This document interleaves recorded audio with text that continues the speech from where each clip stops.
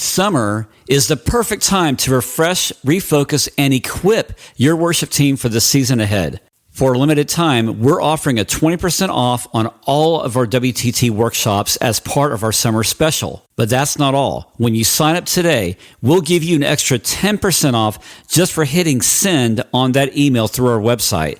That's up to 30% in savings to invest in your team's growth, unity, and effectiveness in worship. Don't miss this opportunity to prepare your worship team. Secure your spot now so we can help inspire, create, and transform the leading of worship for your worship team. I say all this, and yet it's easier said than done, right? Because in the moment, you're not going to be thinking about this list, right? But Tony, do you see that this is kind of like, in a way, these are exercises, like when you go to the gym, the more you do it, the more you practice, you're going to get better at it, right? And the same goes with handling people, correct? Sure. Oh yeah, for sure. And when you were giving your list, I was reminded of a conversation about the stuff we learn in church. Like, here's 5 things you can do every week to do this, and then the next week the topic is on, a totally different thing. And here's a list of things that I think, how many hundreds of things are on our list every week that we're supposed to do? And everything you said is important. But I like your question just now, because the fact is, this is stuff that just has to, in the moment, you're not going to go check your list. Otherwise you're going to have to go through thousands of notes of which podcast was that where he listed that list of, the thing is, it's stuff that we need to be aware of and learn how to internally absorb it. So it does become an unconscious act to us, that the minute we are hit with something, our impulse, our natural instinct is not to go to what the worst case scenario of that could be. Yes. But, and that's, that only comes with time and experience. Like, you only learn how to deal with being offended by being offended a lot. Hey, worship teams. Welcome to the Worship Team Training Podcast with Branon Dempsey. Here are your hosts, Tony Guerrero, Taraya Bissonette, Rich Kirkpatrick, and Branon Dempsey. Worship Team Training provides live workshops and online resources to help inspire, create, and transform the leading of worship. Let's jump into today's topic. Hope you enjoy. Hey friends, welcome back to the Worship Team Training Podcast, the space where real conversations meet real ministry. I'm your host, Branon Dempsey, joined by my 2 favorite humans in the world and co-workers, co-hosts, not workers, because we don't get paid for doing this. Tony Guerrero and Rich Kirkpatrick. How are you guys? Good. And I see we've been elevated above your wife and kids. That's amazing. Yeah, I had to bring it down when I said I had to make that correction. So we are not getting paid for this? It's the tariffs, bro. Sorry. It's the 6-letter word that we don't like to say around here. Tariff on podcast. That's right. And so talking about that, how are you guys doing this week? I'm doing good. All right. Busy week. Yeah, it's a very busy week. Speaking of busy, we talk about leadership. Last week, we did a great job in discussing things like relationships, conflict among the worship team. And we also talked about a little bit about how that affects staff. But what if you're in a toxic leadership dynamic of unresolved conflict? So how, as worship leaders, can we still lead with integrity and courage and clarity, even when the room that we're in feels hard, feels difficult? So let's just go ahead, and before we start, I ask you guys, please hit the subscribe button wherever that you're listening from or watching. That way you get all these episodes when they drop. All right, let's get the elephant going. Let's talk about what's standing in the room, and that's making worship leaders walk on eggshells around their pastors and staff. Because interestingly, this does really affect the way worship leaders interact with those that they serve with on a team, and even eventually how they lead worship. So, Tony, you served in a variety of churches, leadership roles. Can you point out one scenario where you experienced this type of unhealthy or toxic leadership dynamic, and how did that affect the worship culture and also like your own personal well-being? Well, I don't know if I can pick just one. I don't like to show favoritism, and there've been so many. You have two favorites, I know. There are definite examples that pop into mind. We've talked before about burnout. It was a big part of why I and other people burn out. Is it can happen in any job, but there is something about a vocation where you are pouring your heart and soul into it in a deeper way than, let's say, your contracting business or plumbing business or whatever. There's something else tied to it, and I think it emotionally can affect you a lot when that work situation is not healthy. And it's just again, like I've said before, ministry is just a collection of the human foibles. It's just all of humanity rolled into this situation, which means there's going to be people who maybe are not great leaders or not great communicators or whatever, and all that stuff can burn you out. When you brought up this topic, the verse that popped to mind for me immediately was in Matthew 5, and I just want to read something to you. So this is from Matthew. Where is it? Did I lose it? One second. Don't lose it. Oh, here it is. Because when we do worship, it's an offering, right? We're going to the altar, we're making this offering, and it says, this is Matthew 5:23. So if you are offering your gift at the altar and there remember that your brother has something against you, leave your gift there before the altar. First, go and be reconciled to your brother, then come and offer your gift. Reconcile quickly with your adversary while you are still on the way. Anyways, that to me, like if we put that into practice, how many of our Sunday morning worship services, the stage would be empty because everybody realized, oh, I can't worship until I go fix this with so-and-so, and we let a lot of that stuff slide and we just do the job. So does it affect our worship? I mean, according to scripture, it has its place in affecting, what we're presenting at the altar.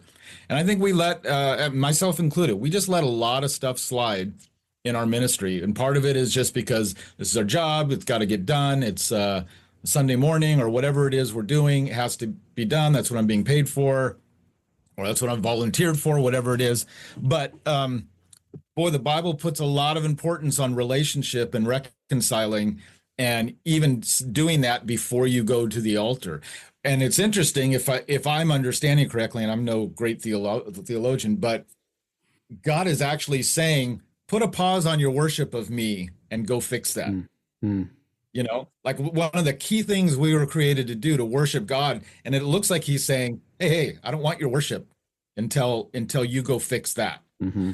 That's a big deal. And so that's an issue that, whether it's coming from management or somebody else on the team, or you're the bad manager, whatever it is, we're supposed to address those things. And so this topic is important. Mm-hmm.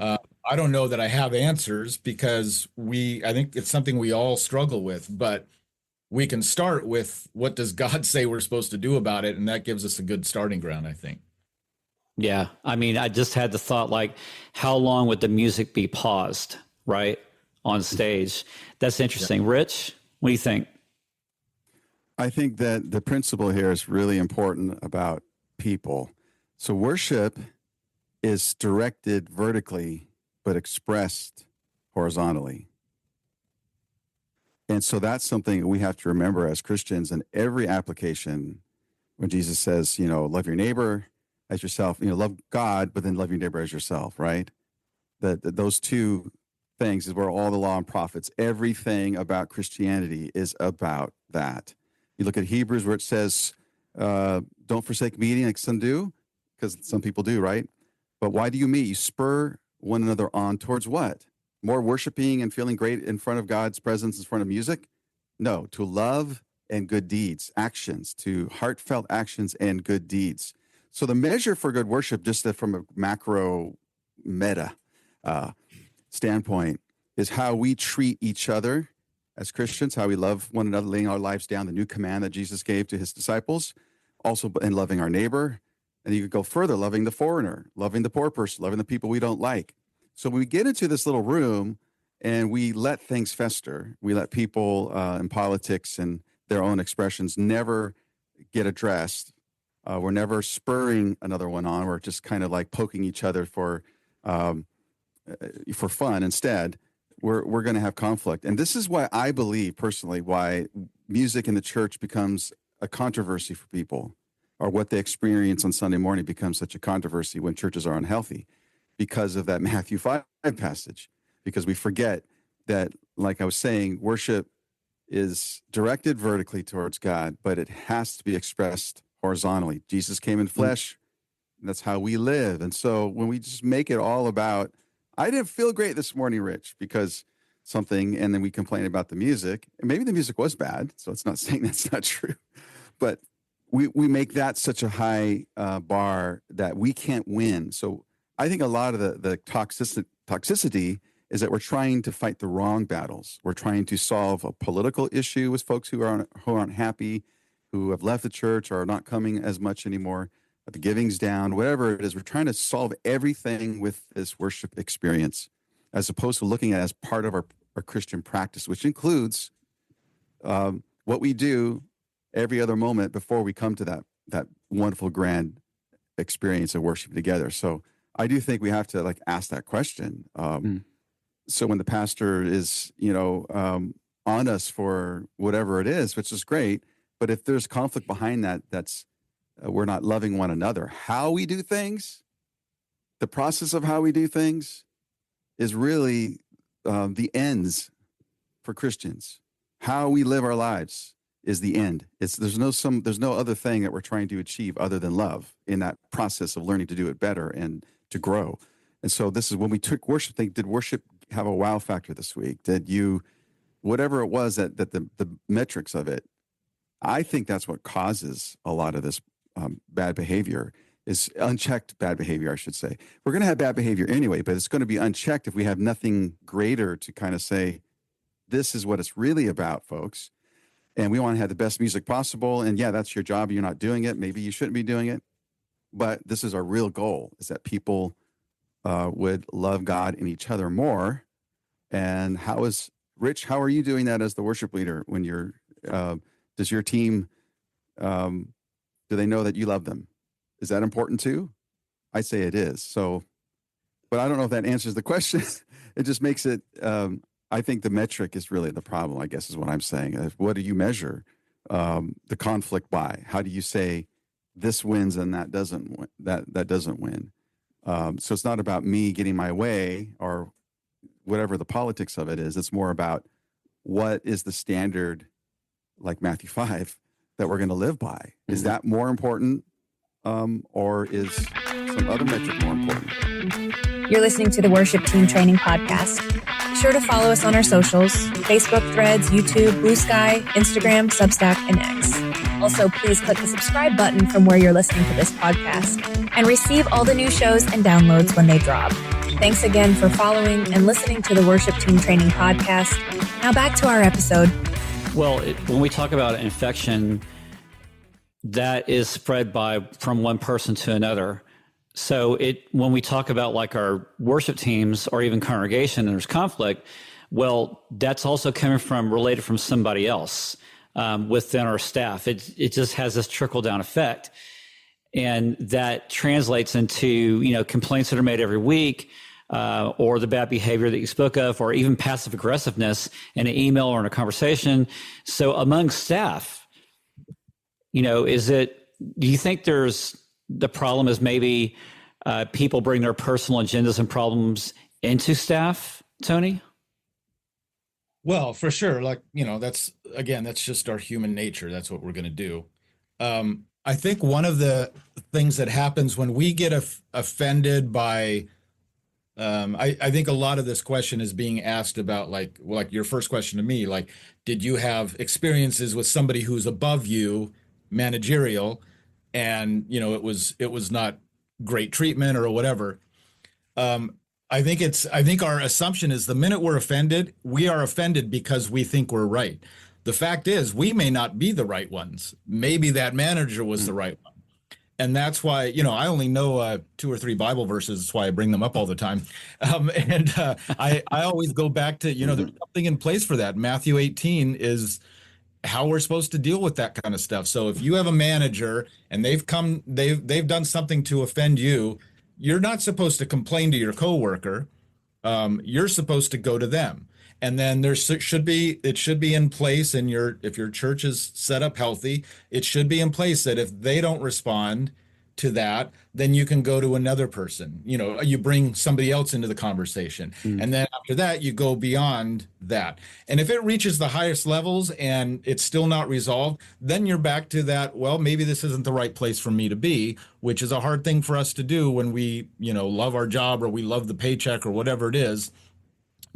But that is something you have to address, because otherwise every single week you're breaking that Matthew 5. You're going to the altar with some unreconciled issue every single week. If you're in the wrong job or the wrong position because you can't get along or you can't be led by this person, but you have to have those conversations also knowing that you might be the one who ends up getting corrected.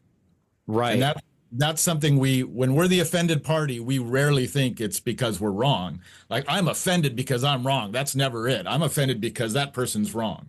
And that's not always the case. Right. So what you're alluding to is that we're the infection. We're part of the problem.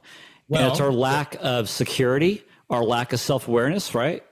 Well, I mean, there's situations where there's a right and wrong and somebody acted wrong. It might not be you, but yeah, we're all infected. We're all the infection. We're all sinful. We all bring that to the table. And so you have one sinful person dealing with another sinful person. I mean, that's our human nature again. That's what that all is. So it's impossible. I can't imagine a church where there isn't or any group of relationships, even among the best Christians, where there isn't some sort of conflict. And that's just who we are. And so the issue is we have to go to first, what does God say about it? What does he prescribe that we do about it? And then what are we doing about it? And that's the thing. Unresolved stuff is what that Matthew 5 is all about. It's not, you're not being condemned for having the issue in that verse. You're being told, oh, you have an issue? Before you come worship me, go deal with that. Yeah. I do think, though, Tony, that a lot of people are gaslighted who are in the worship leader position. Yeah. By whom? You can't do anything right. By your leaders. And I remember one time. By whom? They're being gaslit by whom? By the leadership, usually. Okay. Because it's easier to just let it go away. You're just not feeling well. You're a creative artist person. This is your opinion. This is, whatever it is, and let's just move on from it and not address it. When really sometimes the issues are infectious, they are toxic, such as I've had like a couple pastors I work for that said, your job's to make me look good, basically. I've heard that too. One said it exactly like that. The other person basically said, the music's too good, Rich, because when my friends come to church, they talk about that when they sit next to me in the front row, not about anything else about the church. Right. I'm going like, well, I didn't create that. We happen to have that day. Maybe that guy came was just a special day. Because I didn't think it was too good for sure. But being gaslit that what you think is important, Rich, is not important. And so I think sometimes when you have conflict, you still have to have your, when you have conflict, you still have to be self-aware that you're not being taken advantage of, that you're not speaking up for your intuition, at least to know, because your offense is telling you something. It may not be all the information or the correct information. Yeah. But it is part of the information. That's why we have communities, so we can all together be that. But when you have a hierarchy that says we're not allowing that to talk about it, and I'm not even going to correct you because what I'm correcting you on doesn't matter what you think. Question. Can I add one thing to that? You can. As long as you're gaslighting. Music ministry and the arts in general is one of those, there are similar examples in like graphic design. It's one of those areas where often the creative is being dictated to by somebody who is not a creative and doesn't understand that. And in music ministry, we get that so much. We have our marching orders from people above us who really don't know much about music, or all they have is their perhaps myopic musical taste to go on. And there's so much breadth to what we do that goes beyond that. And that's, it's like the graphic designer who's got the client who's constantly saying, well, I use this color instead. That's my favorite color. Oh, I hate this font. Use that font. And at some point, I know graphic designers who just say, I'll do the job, take my name off of it. You just have to do that at some point. And this is one of those areas where we are often being led by people who do not really understand what we do. And they don't want to sometimes, because it's Right. like, why do that? And I really think this is important, because a lot of conflict is around preference or taste. It's not really around big issues. Well, but it's not just a preference of taste. It's also the problems that people bring as far as baggage into the staff environment, because not every staff member or pastor are really good with people, and they really don't know how to lead their staff. So with that being said, we don't have the power to change people.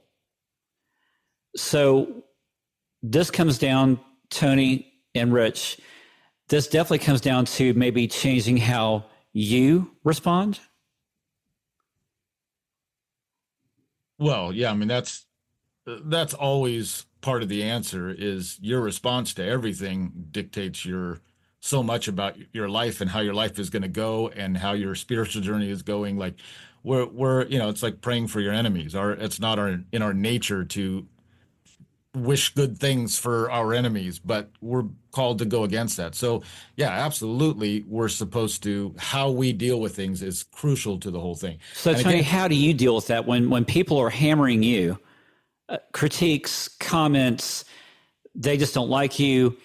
How do you deal with that? And then what keeps you grounded? well, that's never happened. Somebody not like I'm doing it right now, Tony. Oh boy. it's I mean, I do have fairly thick skin. I'm Talk about that. I Is think that an answer, a resolve? No, I'm just saying it takes a bit to get me really offended. I mean, But that's a great quality, though. Seriously, it is, because you have to have thick skin, right?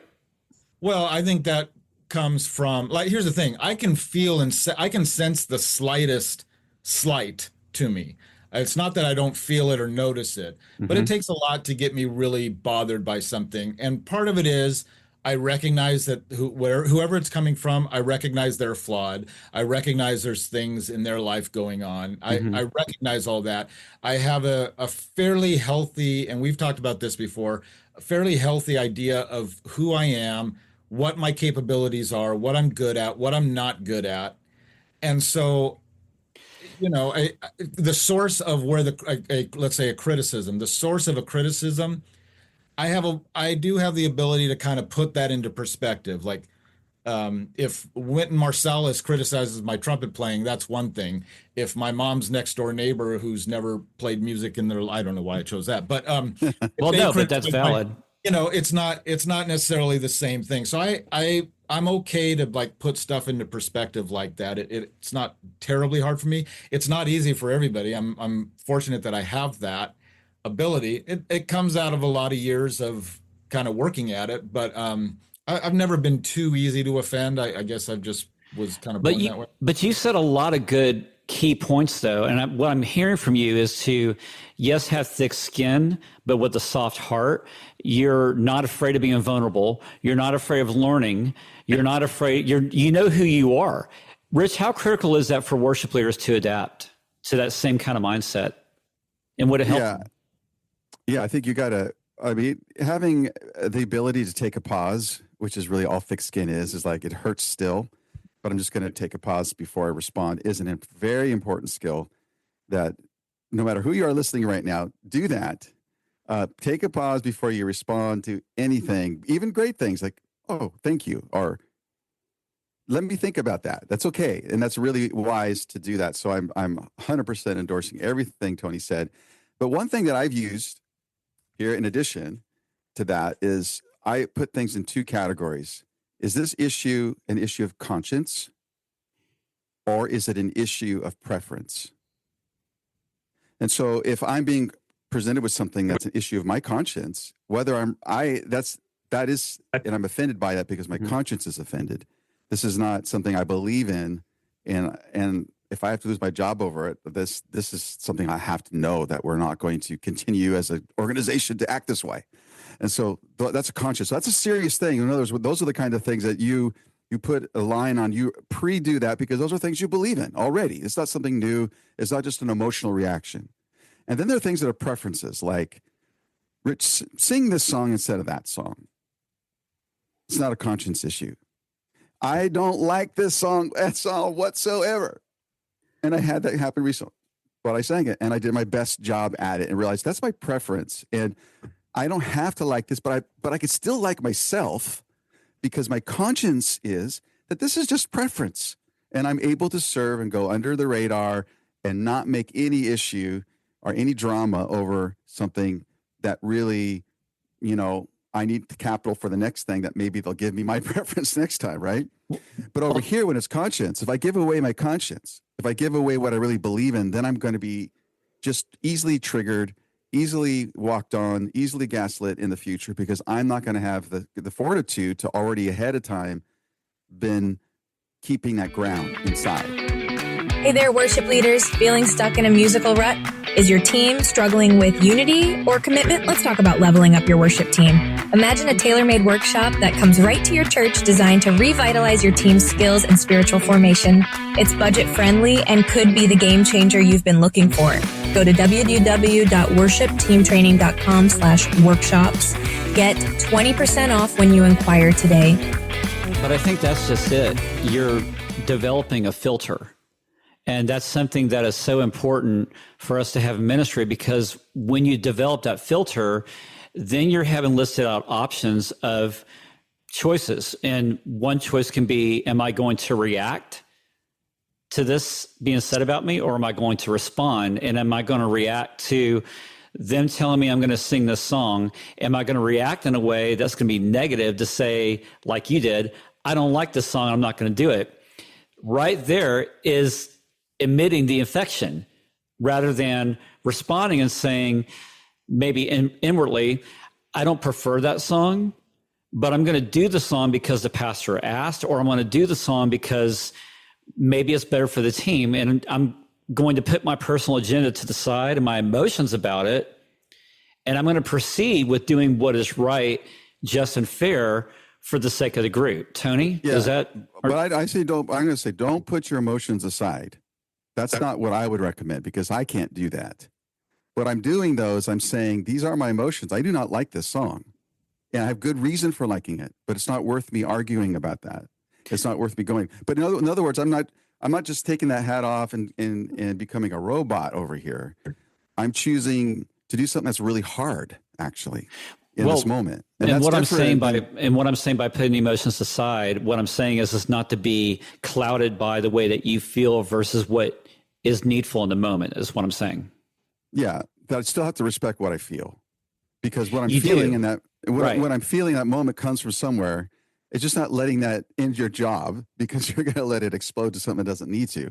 But it is, if it happens 5 times, in a row, then I know there's something I need to ask deeper. There's 2 things, a filter. There's a third thing in the middle. It's a gray area where really it's just wait and see. It's like, let's see if this pattern continues. That's not really healthy. If, as the musical director of this, you're never having any input to sit at the table, and you don't know that yet. But if this keeps happening, then that becomes a different issue. But you don't even get to have that conversation if you blow up about that one song and make it too big of an issue. So Tony, talk about that, reacting off of emotions. Well, what you have to remember a few things. One, nobody ever calls a meeting to tell you how great you are. Hey, we need you to come in on Monday morning, and we're going to have a staff meeting, and I'm just going to compliment you. Like usually the Monday morning quarterbacking is about stuff that went wrong, at the service, or, how come the ushers were late getting whatever. It's always looking at the negative stuff.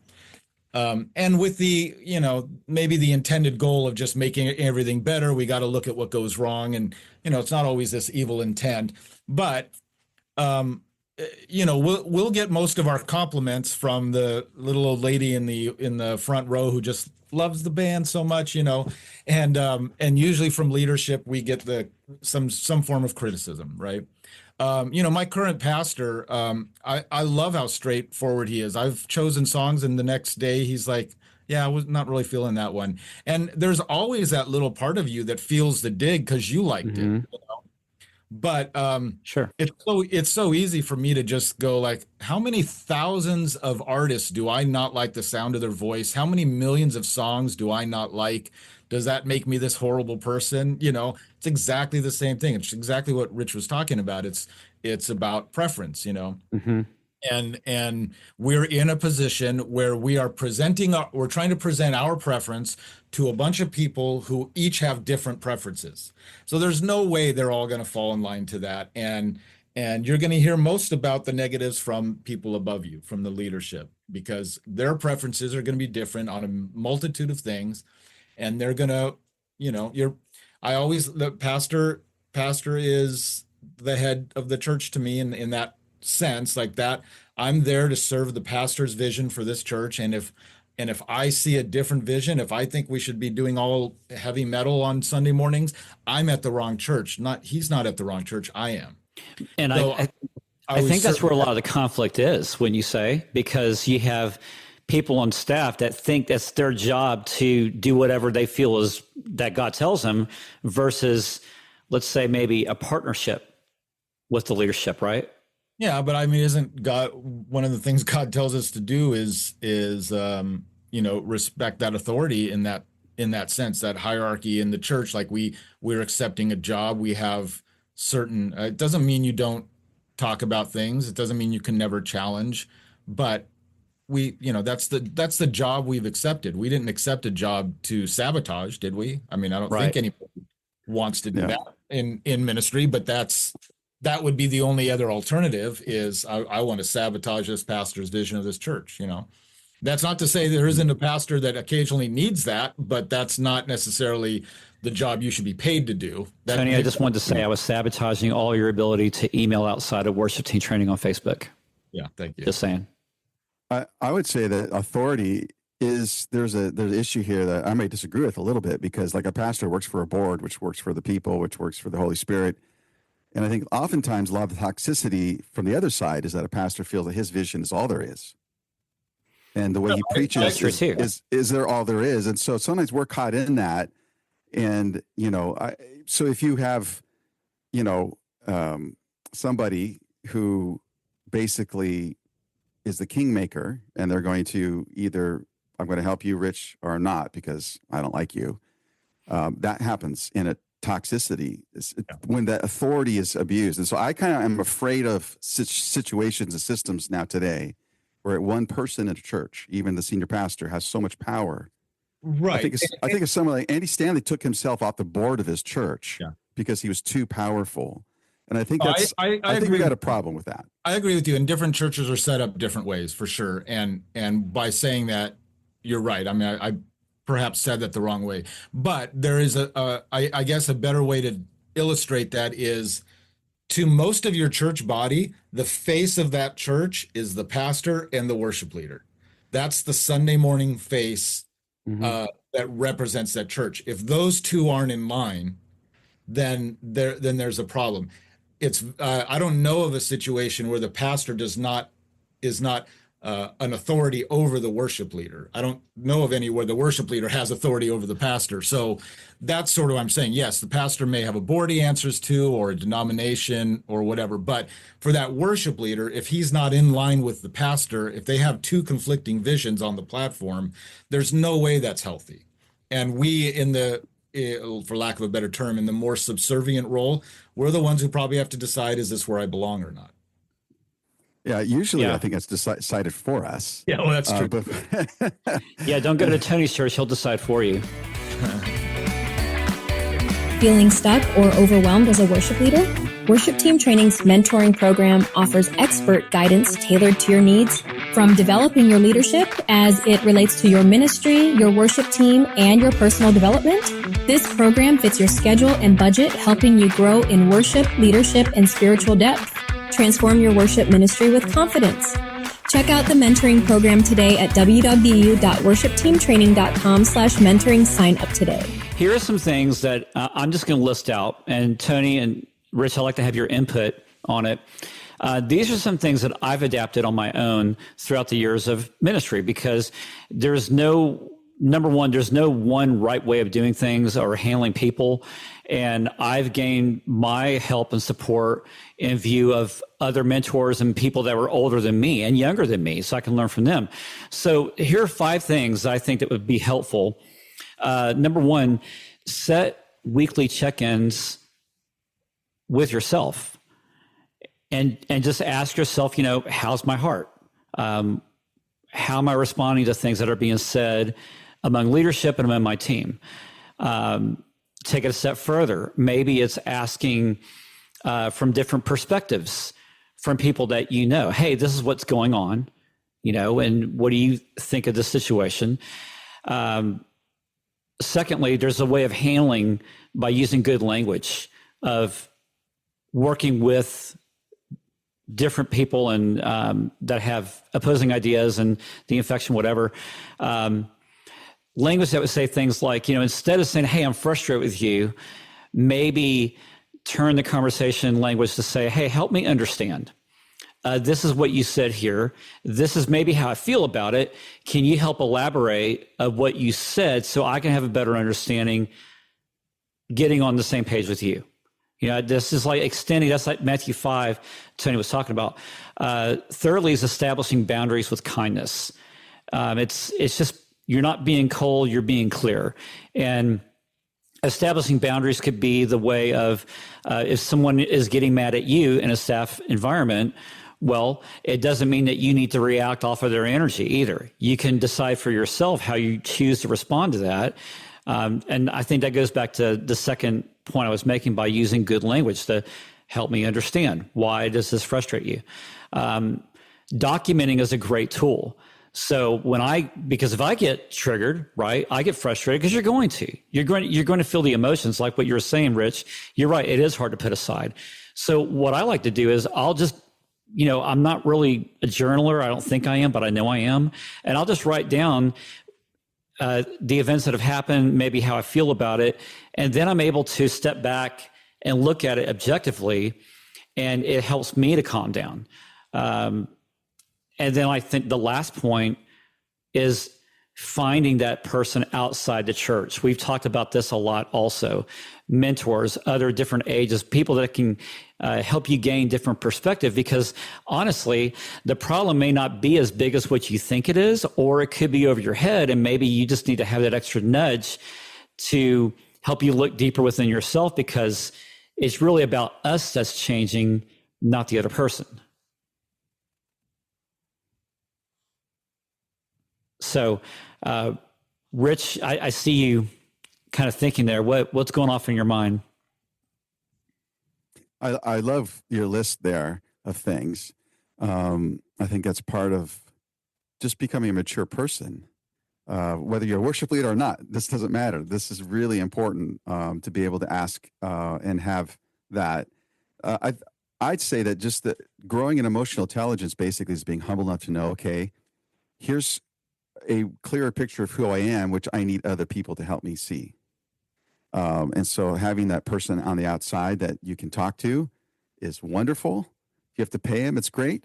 Whatever it takes, you need that. And so I absolutely believe that that's a lot of folks probably feel like they're on their own and alone. And I say, don't do that. So find a friend, seek a mentor, and then seek out somebody you can also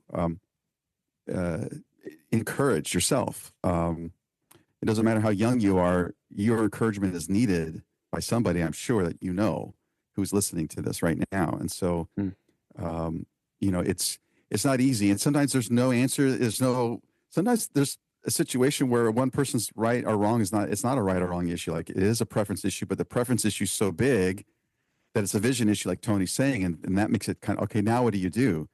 And in order to sort through all that, I think what Branon, I really endorse what you kind of laid out for us, of being able to, frame things and ask the kinds of questions that we need to get.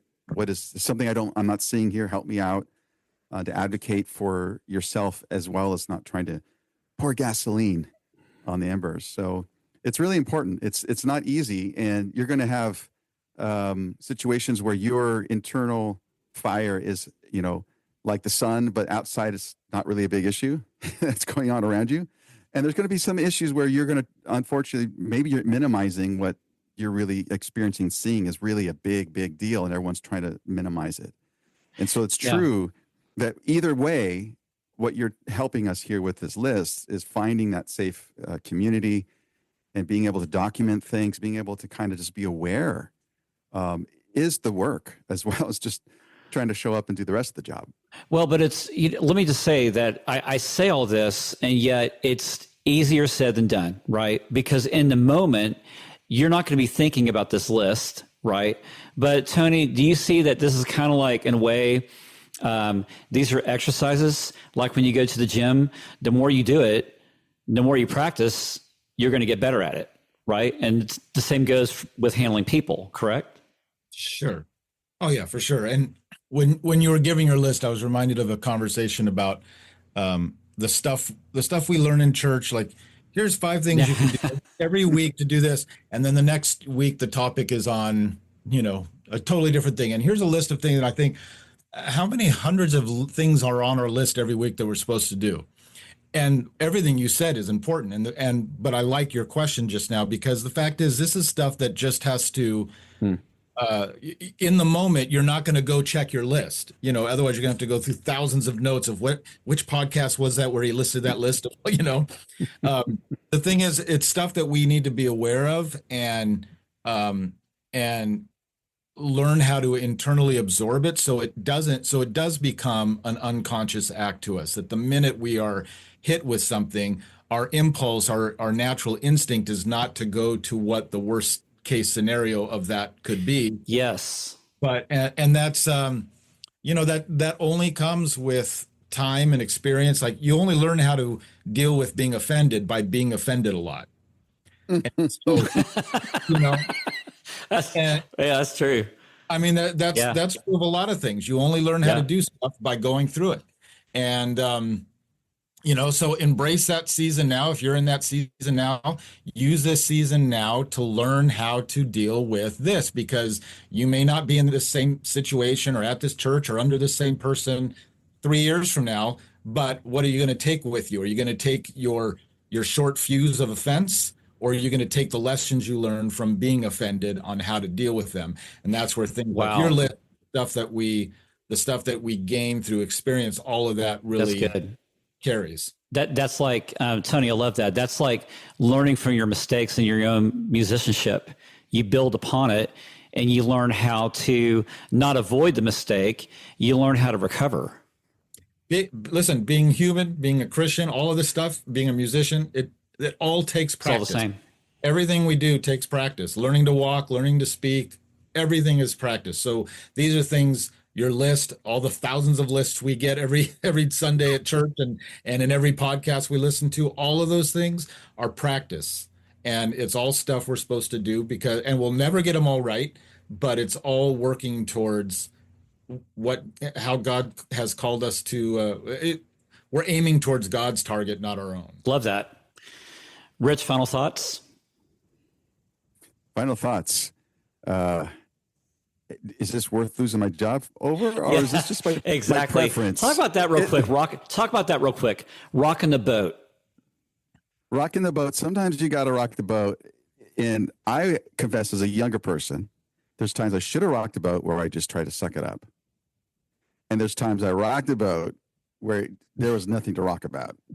And so I think the key is, as you're learning, as you're experiencing as a younger leader, is to really understand that. Is it how to do that, when to do it? Because it's kind of like there's a Daffy Duck who says, I want to, no one can one up this, and he ends up blowing himself and getting charitable. He can't do that performance again because he just blew himself up, right? You get Looney Tunes, just YouTube that for the young people to see. It's a great YouTube. But anyway, so that's it. So it's like this, do we create a situation where we can't fight another day? Because I think that self-preservation is important.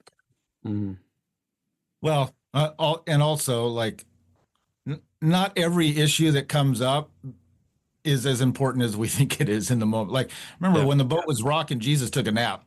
Yeah, good point. Yeah. Sometimes there are so many things that it would be healthy to let go of our offense, and to become unoffended, so to speak. That will go back. I'm not contradicting Matthew 5 when I say that. Like, if you are offended, go deal with it. But there are plenty of times where I can look at something and go, oh, wait a second, that I have no business being offended at that. There's no reason for me to make this a bigger thing than it is, and that's Right. That's a self-correction, which I think is a lot of what we're talking about here is learning how to self-correct. Love that. Am I being hurt or am I being triggered? Right. Right. And that's the difference, because I could be triggered. Oh, wait a minute. I just got a nerve about something that when I was 7 years old. Well, and when you're, and when you're triggered, I want to say this too for worship leaders and those of you in worship teams, you also can be very easily triggered from past experiences from other pastors and other worship teams. That's why I said the word baggage at the beginning of this podcast, because many of us bring that. And what I have found is that when you do not learn to unpack your bags, you just bring that luggage into the next place. And then when it is opened, it becomes a Pandora's box of grief and hurt, shame. And then we're easily affected. And this may not be you. You may be the worship leader or person on the team. You're like, you don't have baggage from other places. How does this affect me, Branon? Well, it does affect you, because if you have other people on your team that have been affected in that way, now you can develop a super sense of safety and sensitivity to them, maybe to help them through it. So to wrap up, because our time is up, and I love Tony and Rich. I mean, this is like, it's too bad Sharia wasn't here, because I think she would have owned the show already. Okay. It would have been over. But the truth is that you cannot fix people. When we talk about infection and people that are sick, well, that's what it comes down to. Sorry. But we're all sick in our own way, right? The thing is that you can't fix people who don't want to be made well.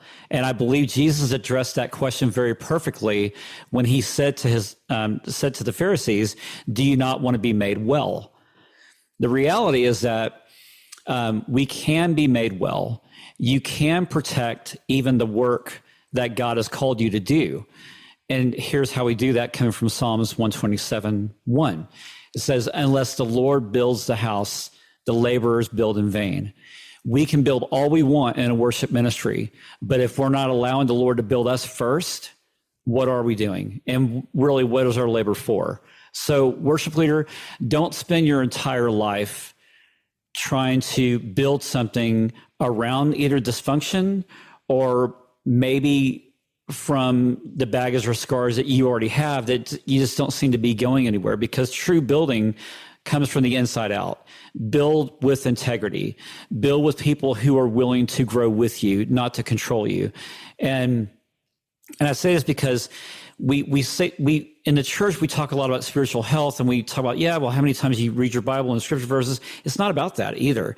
It's about, I think, self-development, because God, he's given us emotions, but he's also given us the ability to grow in our self-development that's tied to Jesus Christ. So it's about allowing his honesty and love to work through us while we grow personally, and why we learn to grow with maybe a thick skin, but with a soft heart. So just to say this plainly, and I could have just said this up front too, you're not crazy if you're going through all this, and you're not too sensitive. You're not alone, because all of us ministers and people who volunteered, we've all gone through it. So that's the beauty of it. And I love what Tony said, that you can, and I'm not sure if it was Rich or Tony, but you can look at something and say, maybe this is not as a big deal as what I think it is. And I say that we don't want to minimize what we go through, but we also want to have a clear perspective, because either we're going to be drawn in too deep into the problem, or we're just going to gloss over it. And I think if we're going to help heal our environment in which we work, it's got to start with us first. And I think we have to go to the doctor, who is our great physician, and ask the Lord, hey, God, why does this bother me so much? Or what was it about my life that made me so sensitive to this when this person said that? And I believe if we can truly look deep within ourselves and we find the grace of God, we find the glue of Jesus to mend those pieces back together, it's called healing. So guys, thanks for joining us today. I know we didn't probably answer all your questions about it, but if you have more, drop a comment in the podcast, whether you're watching or listening to this, and hit subscribe too, so that you're following the show. But we want to know your thoughts, because if you're not able to, maybe if this doesn't help you, maybe it can help somebody else. And so that is also through the means of sharing out the broadcast. And so anyway, we thank you for joining us. And remember, until next time, you don't have to be perfect. Just allow the Lord Jesus to lead you both in life and in worship. And Tony, Rich, my friends, thanks so much. You guys are awesome. Thanks for being here today. Thank you. Thanks. All right. We'll see you next time, guys. Thanks. Bye. Thank you for joining us today. Will you help us spread the word by giving us a high rating and dropping a comment to share the love? This recording is a worship team training registered trademark and digital broadcast, all rights reserved, copyright 2025. Please subscribe to Worship Team Training. See you again on the next one. Hey guys, thanks again for listening to this podcast and downloading this episode. I want to invite you to get our free Worship Team Training devotional. These are the writings I put out on Bible.com, YouVersion, and we've had thousands upon thousands of both English and Spanish that listen, they download them. So we invite you to do the same. Just head on over to worshipteamtraining.com/enews, or find the newsletter link on the top right corner of the website, worshipteamtraining.com. Thanks so much, and see you on the next episode.